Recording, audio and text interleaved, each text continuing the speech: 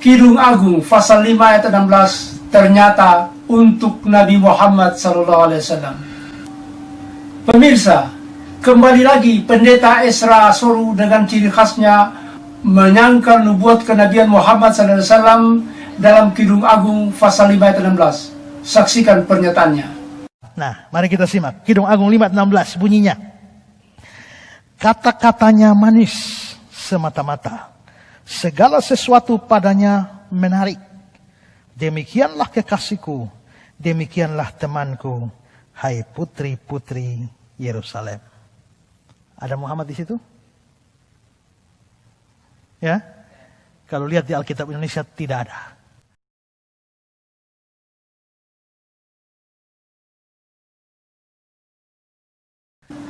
Kemudian pemirsa, Pak Ezra Soru membaca teks bahasa Ibrani-nya. Wakol Mahmadim.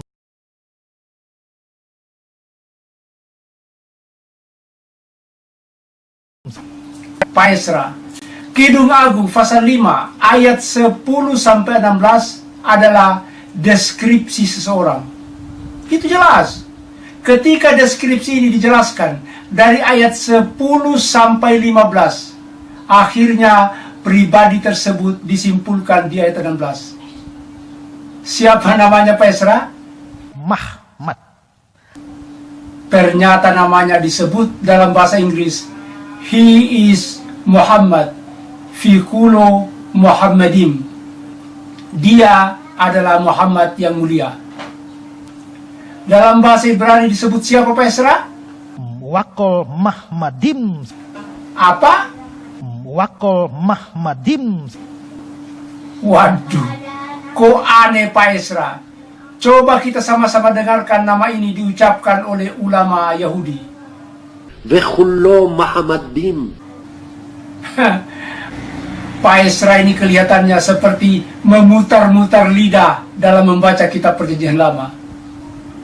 Pemirsa, ternyata orang ini namanya Muhammad. Muhammad. Nama yang mulia dan agung ini kemudian berusaha dilenyapkan oleh gereja. Baik dalam Alkitab terjemahan bahasa Inggris maupun bahasa Indonesia dengan cara diterjemahkan. Dan benar, nama Nabi Muhammad SAW pun lenyap bak di dalam bumi. Ada Muhammad di situ? Ya? Kalau lihat di Alkitab Indonesia tidak ada.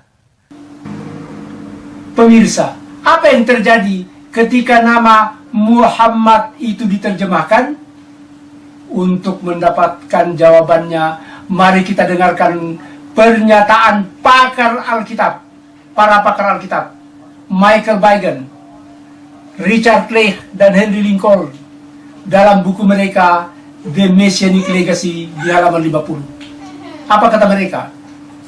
All through the century, theologian and biblical scholar have been plagued by the problem of translation or mistranslation. By the time a name, a word, a phrase, a sentence, a statement have passed from spoken Hebrew or Aramaic to written Greek, to written Latin, and then to one or another modern language, it has often become utterly divorced from its original meaning. Beratus-ratus tahun, para agamawan dan ilmuwan Alkitab terkendala oleh problem salah terjemah.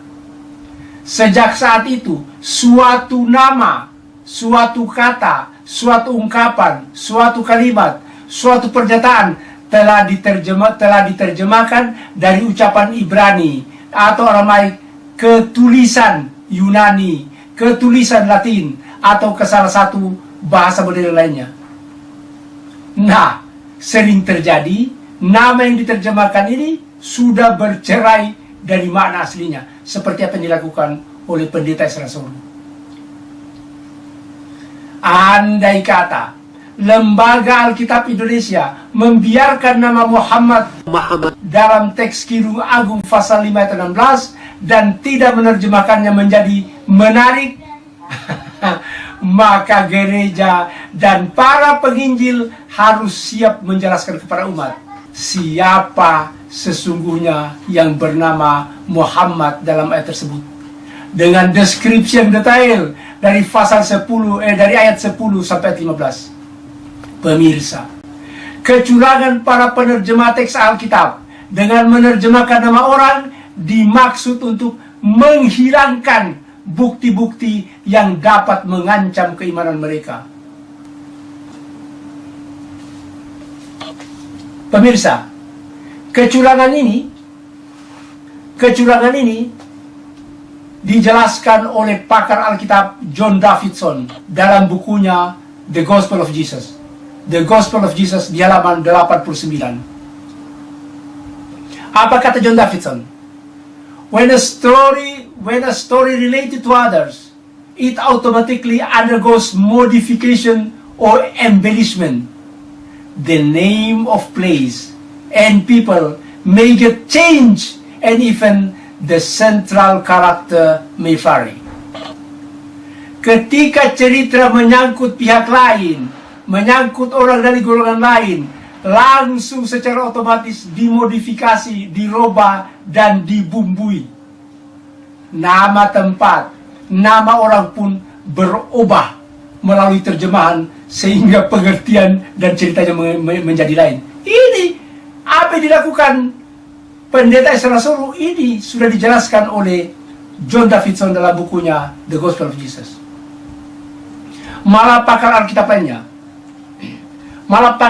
lainnya, Robert Funk dalam bukunya Honest to Jesus di halaman 81 menegaskan, every translation is a betrayal. It is misleading in some respect. Setiap terjemahan adalah pengkhianatan. Dia menyesatkan dalam beberapa hal. Ini Pak Ezra menyesatkan umat dengan menerjemahkan nama Muhammad. Jadi pemirsa, apa yang dilakukan Pendeta Ezra Soru dengan menerjemahkan nama Muhammad adalah petunjuk yang terang benderang betapa takutnya dia dengan nama ini. Pemirsa, adakah petunjuk yang memperlihatkan bahwa Kidung Agung pasal 5 ayat 16 menunjuk kepada Nabi Muhammad SAW? Pendeta Ezra Soru mengatakan tidak ada. Nah, mari kita simak. Kidung Agung 5:16 bunyinya. Kata-katanya manis semata-mata, segala sesuatu padanya menarik. Demikianlah kekasihku, demikianlah temanku, hai putri-putri Yerusalem. Ada Muhammad di situ? Ya, kalau lihat di Alkitab Indonesia tidak ada. Malah dia ngalor ngidul menerjemahkan kata Muhammad ke berbagai pengertian. Diinginkan atau dirindukan sesuatu yang baik, sesuatu yang dicintai. Itu kira-kira arti dari Muhammad. Nah, berarti itu medan makna dari Muhammad. Namun pemirsa, Pendeta Ezra Soru lupa bahwa nama ini memiliki deskripsi yang unik yang hanya mengarah kepada satu orang terkenal.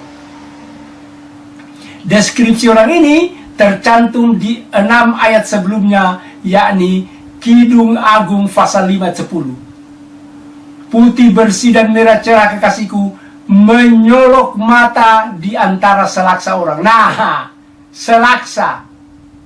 Pak Ezra, deskripsi ini menjelaskan bahwa orang yang disebut namanya di ayat 16 di atas menyolok mata di antara selaksa atau 10.000 orang.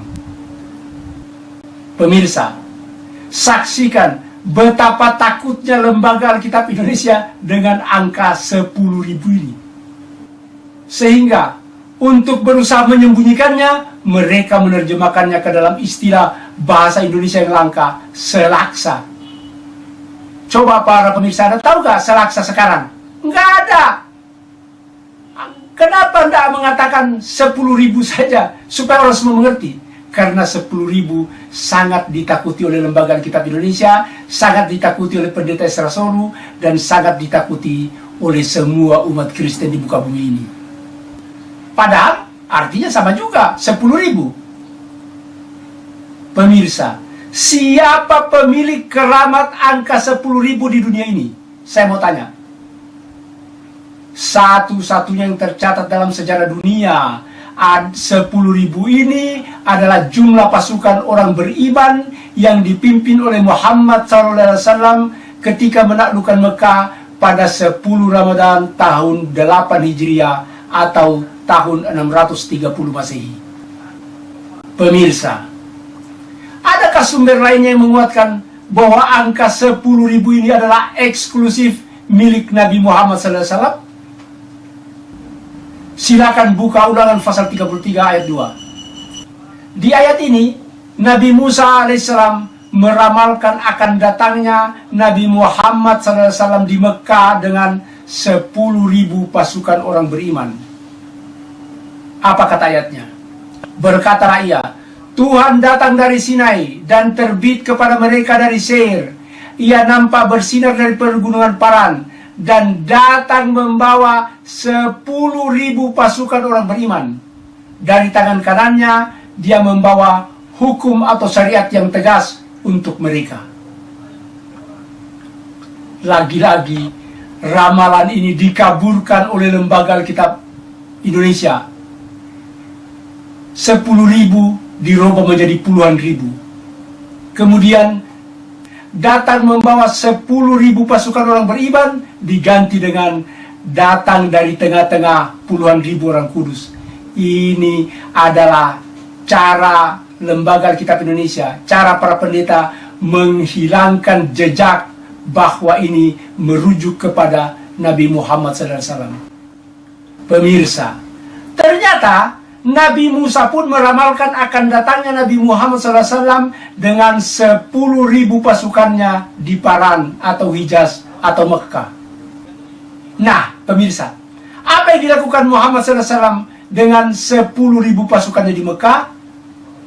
Perbuatan Nabi Muhammad SAW dan 10.000 pasukannya di Mekah ini diterangkan secara detail dalam satu kitab suci, The Book of Enoch, pasal 1 ayat 7-8 dan pasal 2. Apa kata Book of Enoch? But to them shall he give peace. He shall preserve the elect, and toward them exercise clemency. Then shall all belong to God, be happy and blessed, and the splendor of Godhead shall illuminate them.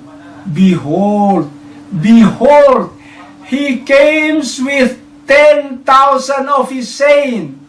Saya ulangi, behold, he comes with 10,000 of his saints to execute judgment upon them, and destroy the wicked, and reprove all the carnal for everything which the sinful and ungodly have done and committed against him. Terjemahannya, tetapi kepada mereka dia akan mengajarkan Islam, dia akan melindungi umat pilihannya, dan kepada mereka orang musyrik akan diberikan pengampunan. Lalu mereka semua akan kembali beriman. Berbahagialah dan diberkati, dan kemuliaan ilahi akan menerangi mereka. Lihatlah, dia datang dengan 10.000 pasukan orang beriman untuk menghakimi mereka dan menghancurkan kebatilan, menghancurkan patung-patung berhala, menegur segala perbuatan dosa dan kemusyrikan yang pernah mereka lakukan terhadap dirinya. Ini teks yang sangat tepat untuk Nabi Muhammad SAW ketika beliau bersama 10.000 pasukannya datang menaklukkan Mekah. Nubuat ini juga kemudian dikutip oleh Yudas, adiknya Yesus, dalam Alkitab. Surat Yudas pasal 1 ayat 14-15 di Kitab Perjanjian Baru. Pemirsa, Pak Esra, adakah pribadi lain di muka bumi ini yang lebih tepat tentang ramalan dan nubuat datangnya orang yang bernama Muhammad, yang memimpin 10.000 pasukan, yang bersinar di Hijaz atau Mekah, serta menunaikan tugasnya menaklukkan Mekah dan menghadiahkan Islam, serta menuntun penduduknya beriman hanya kepada Allah? Enggak ada. Nggak ada, Pak. Hanya Nabi Muhammad SAW di muka bumi ini. Pak Esra, kalau Bapak bisa menyebutkan satu orang saja di muka bumi ini yang memenuhi syarat Kidung Agung pasal 516 beserta penjelasannya, Bapak benar-benar hebat. Tapi kalau tidak, berhentilah berbohong dan menyesatkan umat, Pak. Sekian, billahi taufiq wal hidayah. Wassalamualaikum warahmatullahi wabarakatuh.